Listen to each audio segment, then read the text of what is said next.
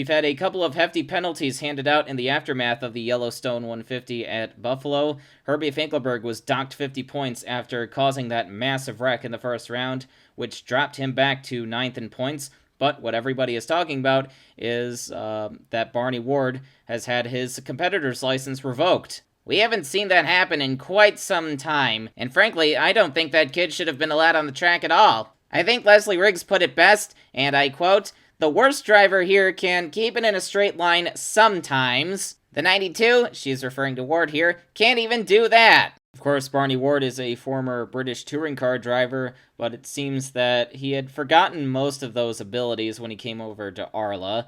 Now, before we run too long, we have another headline to discuss. Crystal City Casinos, which was supposed to be the title sponsor for the race in Las Vegas in a couple weeks, has recently encountered a number of legal problems. So they're withdrawing their sponsorship for that race. And unfortunately, without those sponsorship dollars, the Las Vegas Auto Ring will not be able to host the ARLA Elite Series. However, with some 11th hour backing from Carl's, the California Speedway has stepped up to the plate. The last time the 2-mile oval held an ARLA race was all the way back in 2008 when Leslie Riggs won. So again, next week we will be at the California Speedway and not the Las Vegas Auto Ring. If you bought a ticket to the Las Vegas race, it will be good for California. And now on to this week's race, the Albuquerque Twin 100s. Taking the Cromwell Pole Award would be Leigh Gruelle, all the way from Newfoundland for Zenas Development. Ebenezer Quiggles Jr., the current points leader, qualified on the outside front row, but he quickly fell back as Jim Hayes slides into the second spot.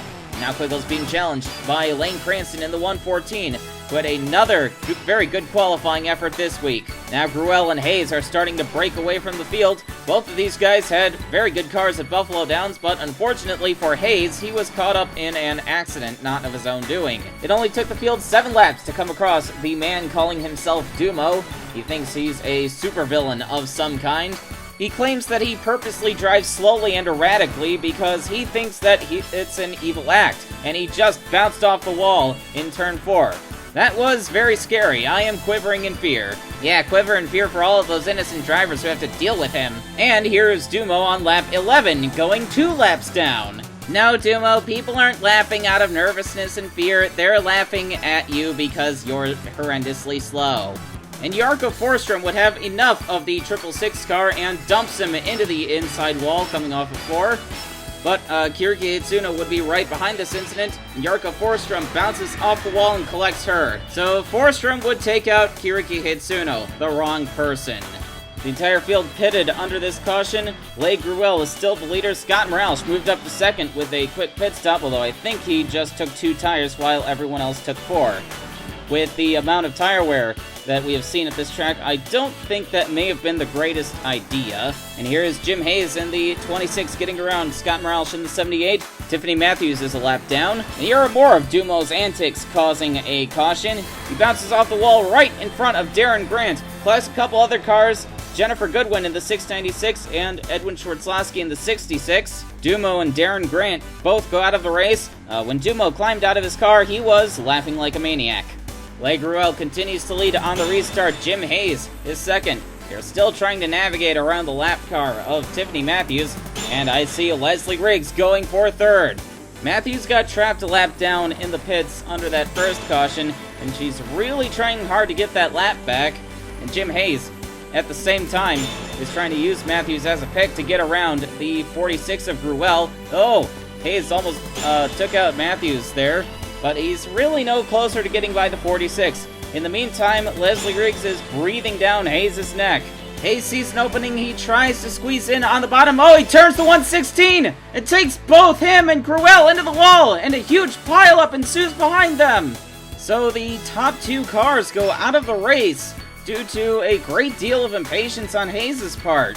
And he hasn't exactly proven himself to be the most patient driver in TM Lights either. Wow, Krikorian got him pretty good. Both of the PSI cars got in there, including Rip Tyler, who won at Buffalo last week.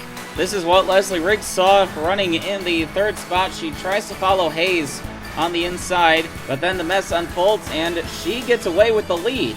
Here's another look at it. Hayes sees an opening, but then he just decides to drive right through the 116. Lane Cranston slows down, but then he gets drilled from behind by Lawrence Burr. And wow, David Krikorian hit the 26 car pretty hard there.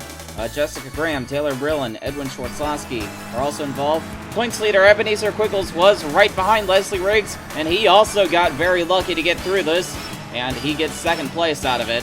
If the officials don't throw the book at Hayes for this, I would be very surprised, because that was just downright irresponsible. Leslie Riggs leads on the restart with Quiggles in second. Third place is Todd Stater, who had a very good run at Buffalo last week. Ditto for Scott Morales, who runs fourth. And rounding out the top 5 at the moment is Nick Asher, who finished in 11th last week. That was the first time one of the Asher cars finished a race this year. Matthews is still fighting to get her lap back, and she almost gets turned by Quiggles. So not too many people have patience for Tiffany Matthews tonight, but Quiggles would clear Matthews and then eventually come after Leslie Riggs for the lead. We saw how hard it was for Matthews to get around the 50. Now let's see what kind of challenge Quiggles will have. Well, Quiggles is making mincemeat of her right now, and I think he's going to clear her in this next corner. The outside line must have dropped off a little bit. Brenda Riggs and Nick Asher battle for the 5th spot. Riggs is in her last race as a full-time driver tonight.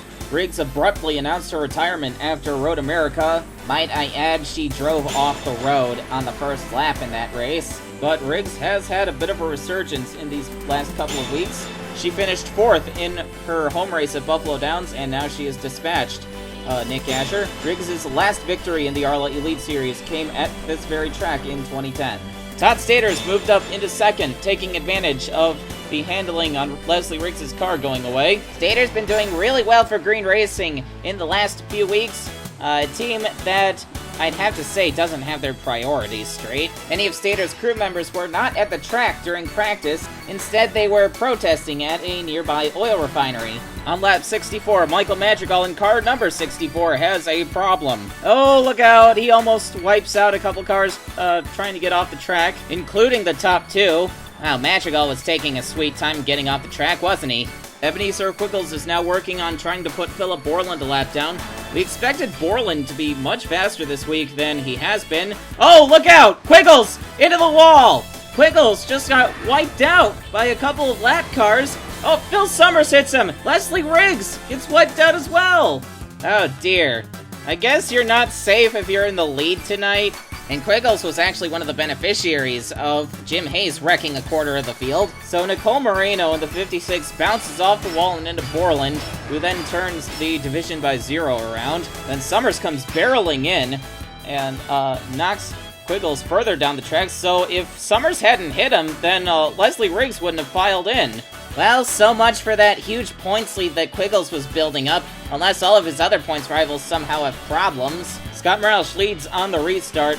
Todd Stater took the lead with Quiggles and Riggs getting wiped out, but then the entire field pitted, and Morales took 2 tires again. And I think we're seeing the effects of that as Stater is getting by the 78 pretty easily. Also looking to get by the 78 are Calvin O'Reilly and Yevgeny Kuznetsov. Kuzi had a rough stretch of races lately, but he's slowly been recovering. Nick Asher is trying to get around the lapped number 59 car of Jessica Graham. He turns her onto the apron. Graham comes back up onto the track and knocks Asher into the wall. I know it may look otherwise, but I don't think Graham was mad. Nope, not one bit. Rachel Rainsford and Laura Cyrus battle for 10th. This has been one of the best sets of races for Rachel Rainsford in her career in the ARLA Elite Series. She is coming off of 3 straight top 10 finishes after a disastrous start to the year. I think someone told Rainsford that she was getting sacked at the end of the year, and that lit a fire under her, and it's going to make some decisions at Gravity Racing much, much harder. Todd Stater continues to lead as the laps wind down, and he's trying to hold off a hard-charging Calvin O'Reilly. In 2010, Stater scored his first and only victory at Mansfield, driving for this very same team, and O'Reilly, the rookie, has yet to win his first race. But Stater would eventually break away from the 672, and he comes off the final corner to take win number 2 of his career. Stater picks up the 5 bonus points for leading the most laps as well. Calvin O'Reilly, sorry about that. Calvin O'Reilly gets his best career finish. Rip Tyler is third, coming off of his win at Buffalo Downs. Scott Morales is 4th, so it seems that two-tire strategy has worked out fairly well for him. Brenda Riggs is 5th in her final race. As a full-time driver, I wouldn't be terribly surprised to see her come back for a few one-off races here and there, despite all of her complaints against the new car. Lawrence Burr finishes 6th for Griesberger Racing. Yevgeny Kuznetsov comes home 7th. Jason Bates brings home 8th for Carl's. Rachel Rainsford gets her 4th straight top 10 finish, and Bixby Foote rounds out the top 10. It's been a very good couple of weeks for PSI. Taking the Cromwell Pole Award for round number 2 was Bobby Porteau for the Mitchell & Sons team. Porteau was the only driver who could keep up with Ebenezer Quiggles at Buffalo last week before he wrecked. Hopefully that won't happen again. Coming to the end of the first lap, Bill Tissam decides to turn Herbie Finkelberg into the wall. Finkelberg comes back up onto the track right in front of traffic, and he wipes out Nami Mura. Mura spins up to the high line and collects Zachary Zins and Tyson Lautenschlager. If a first lap caution is any indication, then the rest of this race is going to be very fun. Tissam was ordered to meet with race control after this. He will be joining his fellow Team Thunder graduate, Jim Hayes.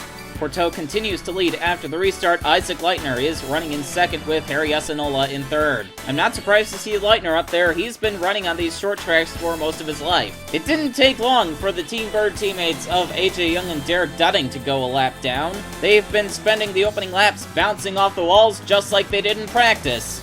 Driving the number 85 Team Empire car this week is Jesus Ignacio Chavez III. Chavez has also been dangerously slow and bouncing off the walls. Another guy who's been dangerously slow is Rence Brown, making his ARLA Elite Series debut for Arnold Pine Racing. This team won the 1996 Rockford 200 with Kendall Brillin behind the wheel, but they've just been embarrassingly slow today. And you probably saw AJ Young stopped on the apron. He runs high in turn 2 and then bounces off. Harry Nolan goes spinning down onto the apron. Porteau and Leitner continue to pace the field. Libby Bell has moved up to 3rd. Bell got her very first win at this track last year. But the caution would soon come out again. Jason Teller, who is running extremely slowly, stacks up the field. Rence Brown pushes up into the 47, taking him into the wall, and Teller collects Ben Atkins as well.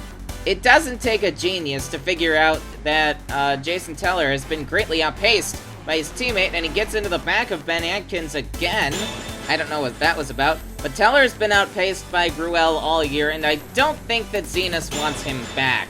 Is that something that Zenas has told you personally, Earl? I'm not going to say anything more. Anyway, Todd Wlodarczyk leads on the restart after the majority of the field pitted, but he and a number of cars didn't. As Gravity Racing's plans for 2013 slowly leak out, we fully expect that Wlodarczyk will be retained by the team. After all, he has snagged 3 wins for them so far. Oh, and there's contact between the 71 and the 149! Wlodarczyk gets dumped from 2nd! And he gets hammered by Rence Brown and Allie Riggs as more traffic is coming. Joseph Howard and Isaac Leitner, his teammate, get collected as well. So Benji Flynn gets by Todd Wlodarczyk for the lead, and then Gary D'Souza just dumps the 71 for no good reason. And Rence Brown, as much of a pinball as he's been today, really has nowhere to go, and then quite a few other innocent victims get swept up as well. And now we've got the onboard shot from Gary D'Souza. Yeah, it's like he said to himself, hey, I think it'll be fun to drive right through the 71. D'Souza was immediately called to race control. He will be taken out of this car for the next few races, and Wiper Eldest Racing will be giving some seat time to Eichelt's development driver Ramsey Cockiner. Anyway, pit stops under this previous caution has shuffled the field again, and Mac Ryland finds himself in the lead of the race with Seiju Dejao in 2nd. And Dejao seems very eager to try to make a run at the 86X. He almost turned him around off of turn 4, but I think that may have rattled Ryland as he washed up the track a little bit in 1 and 2. But he's still taking a very defensive line and making Dejao work to get around him, and that has brought Bobby Porteau back up into this lead battle, and Porteau gets under Dejao and almost makes it 3 wide to take the lead back. That was probably a little bit demoralizing for Rylan and Dejao. They had this great battle going, and then Porto just sweeps by them with no problem. You probably saw the yellow flag come out, but before that, here are Jason Teller and Tyson Lautenschlager getting together, resulting in Teller going into the wall very hard, but that isn't what brings out the yellow. Instead, what happens is a stack-up caused by Rence Brown and Derek Dudding. Eric Jackson takes to the apron, but watch the 97 of Ryan Gregory. He swerves after contact with Kevin Monroe, and the 85 reacts and swerves into the 3 car. So Jesus Ignacio Chavez III still not making too many friends, although I can't really blame him for reacting to the 97 car. Bobby Porto continues to lead. Seiju Dejao is still second. Libby Bell is back up to third in the 24 car. She's looking to be a threat to possibly win tonight. After all, she did win 2 consecutive races earlier in the season. And then we immediately got another caution as AJ Young washes up into Gary D'Souza. D'Souza goes hard into the inside wall, and a few other cars get collected as well. Lucas Sweeney, Patrick Henderson, Matt Rylan is involved in this one. Kevin Monroe. We're going to look at this from the aerial shot just to get a wider scope of everything that happened, because quite a few cars were collected. So AJ Young washes up into Gary D'Souza. Then D'Souza and Henderson get into the wall pretty hard there. Nick Howard in the 58 was also involved. We missed him. Benji Flynn also clipped the 149 car, and that ripped the front end off the 36. The bodywork on these cars is rather flimsy. Oh look, here's another caution. Immediately after the restart, AJ Young gets into Kevin Monroe, and that takes his own teammate Derek Dudding into the wall. Poor Kevin Monroe. He's been having a mediocre night, and then he gets involved in 2 consecutive accidents at the hands of AJ Young. Isaac Leitner is a bit off the pace on the restart, and Ashley Tucker is clearly not showing very much patience with him. But then Leitner comes back up the track and into the wall. He does several rolls down the turn 3 banking. Are you kidding me? Can we please go one race without doubling the number of cautions in the first round? So here's Ashley Tucker getting into the back of the 7 car, and then the 7 just kind of lazily drifts back over in front of her. Now that looked more like Tucker just didn't let him back in line. Tucker would be invited to meet with race control after dedicating herself to wrecking Isaac Leitner. Bobby Porto still leads with Libby Bell running in second. And now that we're getting a bit of a green flag run in, Bell is actually going to have time to try to chase down Porto, and it looks like she's doing just that. And now Libby Bell is trying to make a run at Porto for the lead, but Bill Tissum is right behind this battle in third. Oh, look out! Nick Howard bounced off the wall, and Porto hits him! So Porto wrecks after running up front again. Unlike last week, Porto will stay in the race, but he is still heavily damaged. Now here's the onboard shot from Bobby Porto. Nick Howard is well ahead of him, and Howard actually ran into the back of Holden Roberts, who was the first car to hit the wall. It looked like Porto had quite a bit of time before he hit the 58, but you still got a feel for Porto after having this kind of thing happen to him for the 2nd week in a row. Makoto Yamada stayed out while the rest of the field pitted, and so he leads on the restart. With the advantage that fresh tires gives you at this track, I'm not sure if this is going to work out for Yamada. And now Libby Bell has a fairly easy go at the 22. So Yamada's strategy is not looking very heroic, as he now gets freight trained by 2nd and 3rd place. Bell and Tissum would soon break away from the rest of the field. That is Nikos Kostopoulos running in 3rd, his best career run so far. Seems like whenever Kostopoulos gets his best career finish, he tops it the very next week. 2012 has been all about steady improvement for that 728 team, and I think that if this trend continues, then a win could come for him very soon. In the meantime, I see that Tissum is slowly reeling in Libby Bell. Power Steering Incorporated and Team Thunder, the 2 main Tenair teams going at it in the closing stages of this race. Bill Tissum had a very good run off of 4 that last lap, but Libby Bell has opened it up back up just a little bit. Oh, look out for Patrick Henderson in the 11. He is running very, very slowly, as well as the 85 of Chavez. And Chavez is now in the wall for the umpteenth time tonight. Tissum is closing in on the 24 once again, and now he's got a run in 3. I think Tissum's got a much stronger run than Bell in these final stages, but Bell is really trying to hold him off as they get around the 55 car of Holden Roberts, who found the wall once again.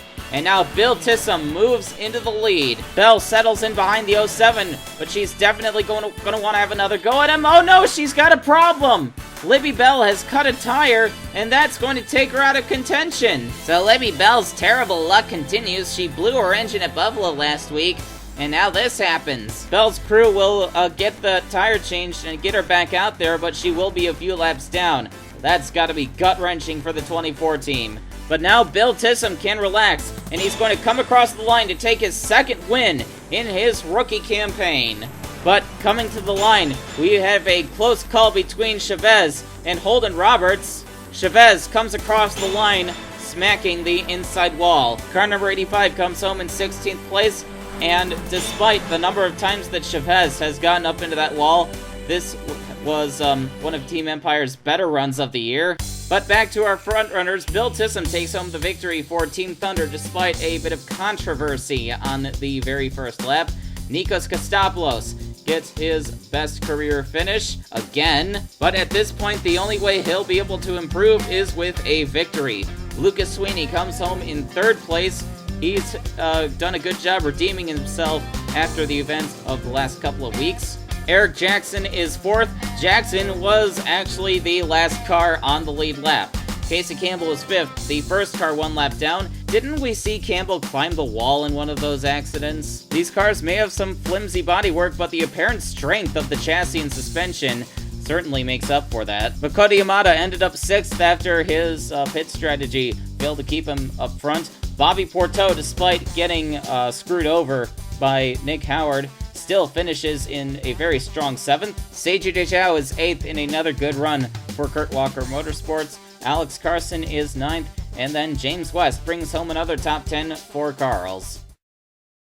Now let's see how the sparks that flew tonight have shaken up the point standings. Ebenezer Quiggles' lead is now down to 89 points over Laura Cyrus.